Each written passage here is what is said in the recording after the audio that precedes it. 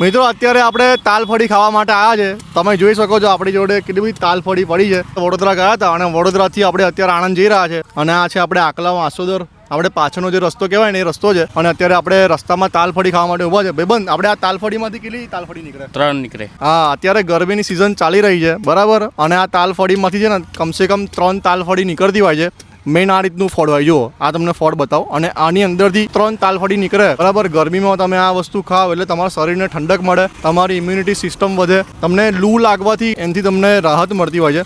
બાકી બસ અત્યારે આપણે તાલફળી આપણી માટે બનાવી રહ્યા છે. શું કિંમત છે મિત્રો? આપણે 50 ની 7, 100 ની 15. 50 ની 7 છે અને 100 ની 15 તાલફળી આપણે મિત્ર વેચી રહ્યા છે.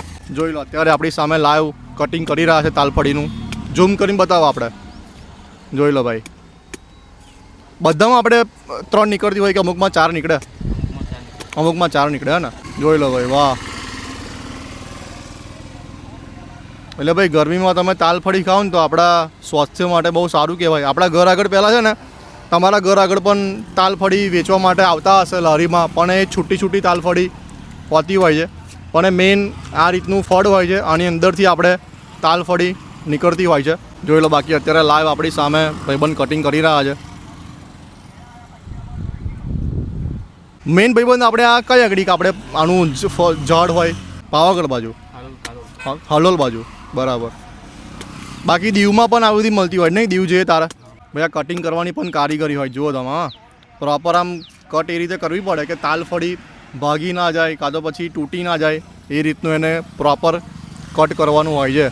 એની પણ એક ટ્રીક છે. એ ભાઈબંધ પણ આપણે આર્ટિસ્ટ છે, એની પણ કળા છે. શું ટાઈમિંગ છે ભાઈબંધ આપણે અહીંયા આગળ બેસવાનો ટાઈમિંગ તારો? સવાર 7 વાગે આવી જાઓ અને હોજે 5 વાગ્યા સુધી.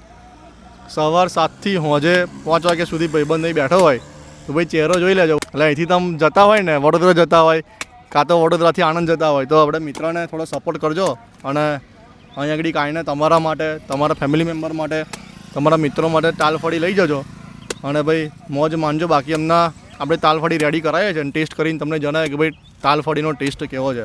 આ રીતે તાલફળી આપતા હોય અને એની ઉપરની આ છાલ નીકાળી દેવાની આમ પ્રોપર મસ્ત આમ.